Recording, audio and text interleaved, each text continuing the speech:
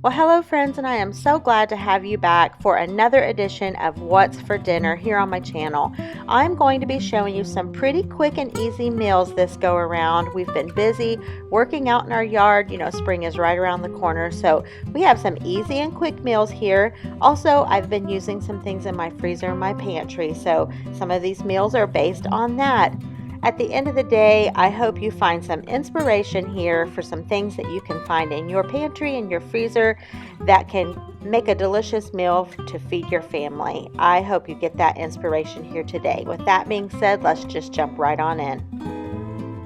Okay, let's get this started with a delicious steak. James grilled this out. I sauteed up the mushrooms and onions in the pan, and I'm going to tell you in just a second a quick way to do baked potatoes. You know that? They do. That's awesome. I I love hearing the little voices of the little people that are my helpers in the kitchen on some days. So that was a sweet little helper today. Again, I just sauteed up some onions and mushrooms. At the very end, I put in a little bit of Worcestershire sauce to give them flavor. And if you've never done a baked potato in the crock pot, it is so easy. You wash your potatoes. I prick it with a fork a couple times, wrap it in foil, stick it in the crock pot for about 4 hours on high, or you can also do, say, low for about 8 hours. You can pack your crock pot full of these baked potatoes and they turn out perfectly fluffy and delicious every time. It's a really easy way to do baked potatoes, and especially for a crowd, if you're taking them, say, to a kitchen dinner, it works out really well. Okay, and for this meal, I'm trying something new. So you see here my ground beef. I saw somewhere, and I can't remember where, a tip to mix in some chorizo. You can see the packaging there, in with ground beef for tacos or any type of, say, Mexican dish, adding the chorizo into the ground beef. And I love chorizo, so I was anxious to try that. I mixed it in with my ground beef and just kind of simmered it there together until it was completely browned through. And then when I got into my taco shells, I was so disappointed to find about half of them were broken. Not fun. So I had about 6, I'd say, that were okay, and 6 or so that were just completely a mess. So I decided to get out some tortillas and some refried beans and make double-decker tacos with the portion that was broken. Of course, we did not eat all of these, but that's what we decided to do. And then James decided he wanted to crush up some of the broken shells and make a taco salad for himself. So doesn't that look delicious? So he made the taco salad, and then I made one regular taco and one double-decker taco. So you just take the soft shell, put the refried beans in there, and then put your, I used a broken shell, and then made my taco. And so I made a double-decker taco. This was really delicious. We love the chorizo and the ground beef.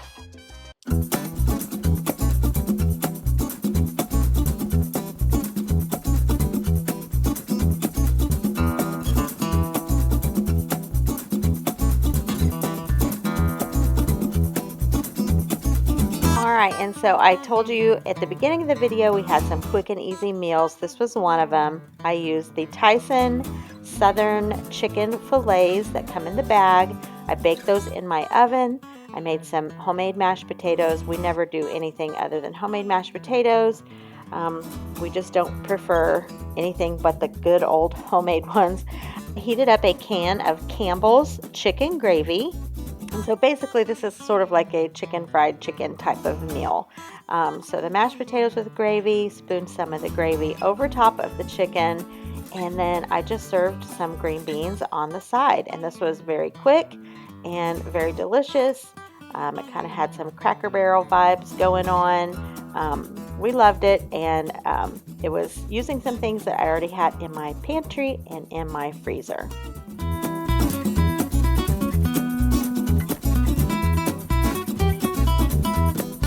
And there you have it, comfort food at its finest. I love to use the French fried onions in my green beans, and I sprinkle some on top as I serve them. So good.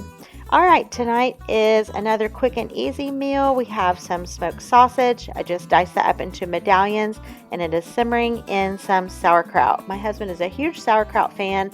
I usually buy the bags of it, but I'm telling you what, this one was so good. I will buy that jar from now on. It really was good.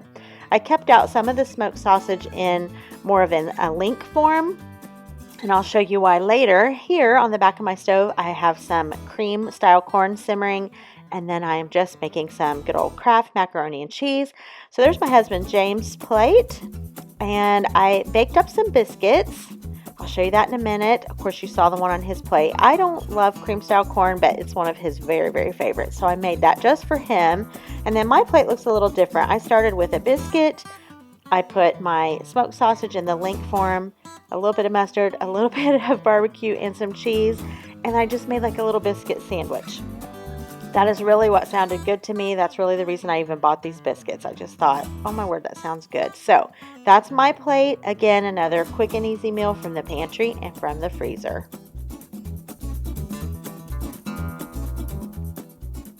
All right, moving on. I'm using up some ground beef and making a meatloaf. I also served up some Brussels sprouts on the side, and here you can see I've just quartered those, put them on my sheet pan. I'm going to season them up with a little bit of Trader Joe's onion salt, one of my very, very favorite seasonings. I'm also going to use just a little bit of the Cavenders. I am just learning about Cavenders, so I haven't used it real often. It does have some salt in there, so you want to be careful when you use that. Do not use anything else with salt because you really don't need a whole lot. I did use some of the onion salt, but just lightly. And then I am sprinkling on some pepper. I'm going to use some olive oil and toss all of this together and get this in the oven to bake.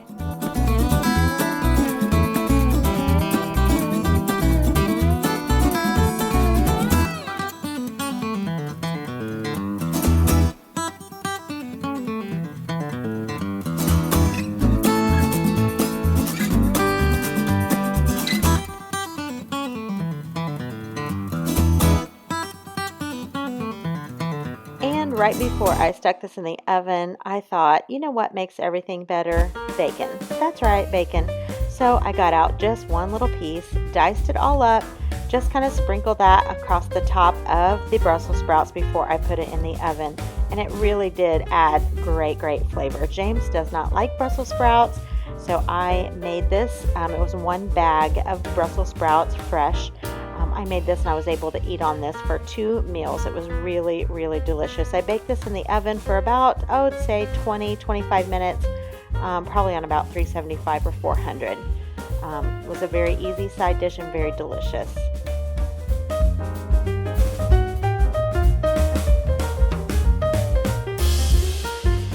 And I'm at it again with the potato cakes. I've been making these quite a bit lately, and honestly, at the end of the day, I just make too many mashed potatoes when I make mashed potatoes, and then I have the leftovers, but it's really a good problem to have because we love potato cakes. They are so delicious. So you can see there, I had my mashed potatoes that were cold from the refrigerator. I mixed in about, say, 1/4 cup of flour, so that was about maybe 2 cups of mashed potatoes, 1/4 cup of flour, and maybe a little less water. I am mixing that all together, adding in some salt, and once my mixture is all really well incorporated, I will fry those up on my stovetop.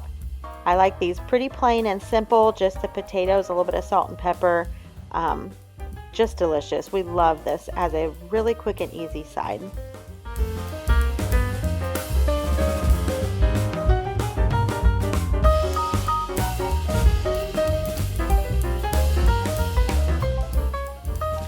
And as the final touch for these roasted Brussels sprouts, I am sprinkling on a bit of Parmesan cheese. And after that's done, I'm going to squeeze some fresh lemon juice. I do my broccoli in the oven this very same way. When it comes out and it's all finished, I put on some Parmesan and some fresh lemon juice. It just really kind of gives you a flavor burst there on your delicious roasted veggies. So it worked great for this as well. Here is the meatloaf out of the oven. Sometimes I make a special sauce to go on top. Sometimes I just use ketchup. This was just ketchup. And look at those beautiful potato cakes and the Brussels sprouts. This was a really delicious meal.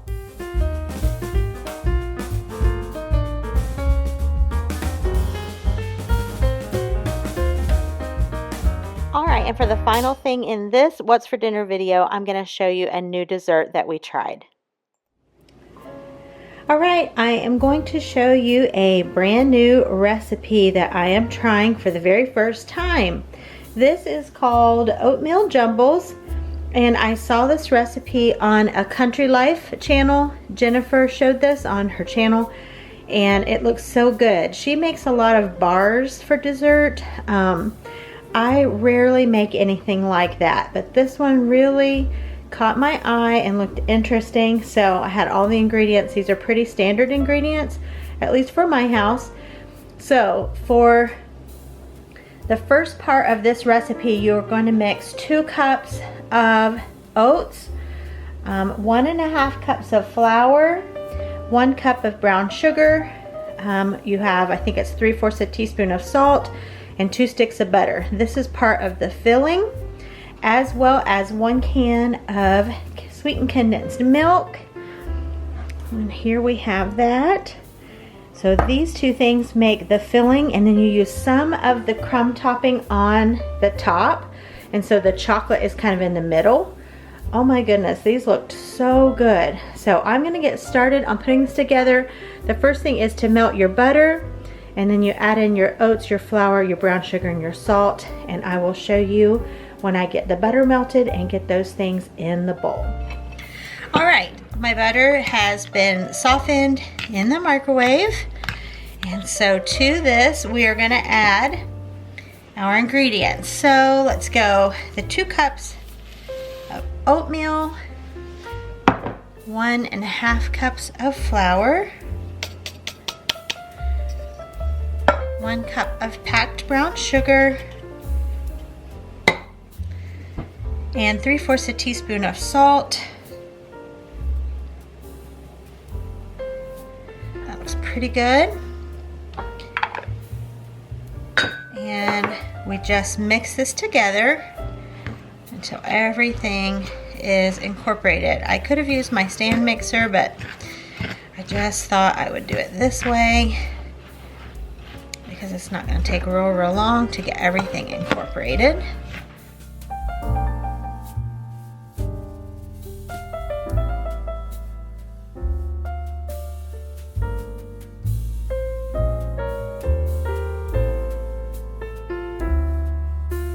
Okay, everything is mixed pretty well, and the good thing about this, it's going in the bottom and on the top as a crumble, so you're gonna have to press this down in the bottom of your pan, so all of the lumps and bumps that are still there will be taken care of at this next step. So here is my 1.5 cups reserved for my topping. And the rest of this mixture will be pressed into a sprayed or greased or buttered, however you want to do it, 9 by 13 baking dish. Alright,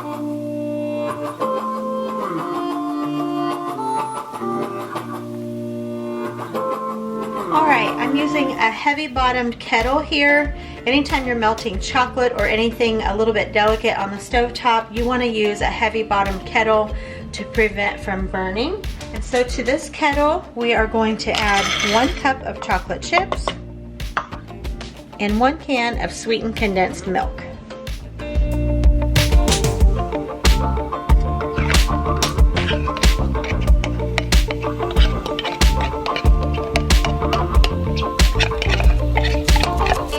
Alright, this is not something that you really want to leave unattended. As you can see, the chocolate is melting already.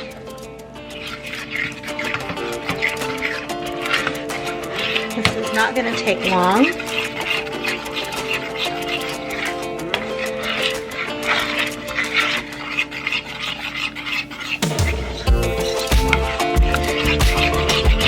I suppose you could do this in the microwave as well.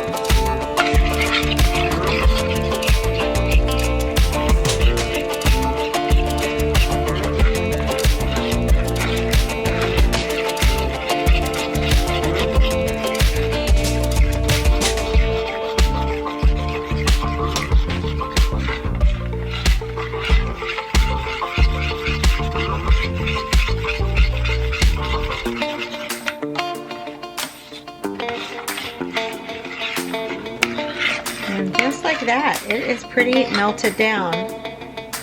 I'm gonna go just a little bit longer.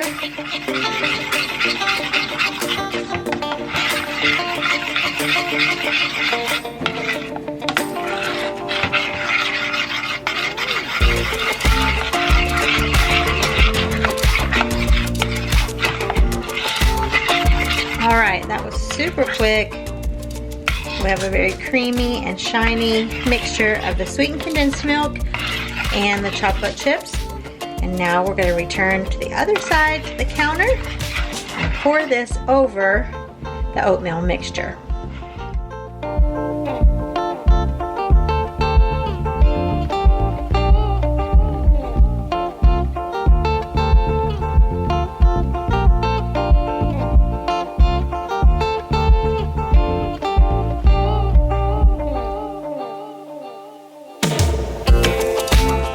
All right, it's all poured in. We're just gonna spread this, make sure that it is completely evenly spread over the bottom crust here. All right. All right, and to the top, we are going to put our crumbled mixture that we kept out.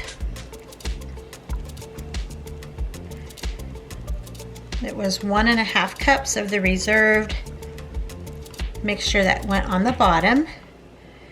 And if you have any great big clumps, just kind of work those through with your fingers before you plop them down. That way you'll have even and sort of consistent sizes of the oatmeal topping. Yes, this looks fabulous.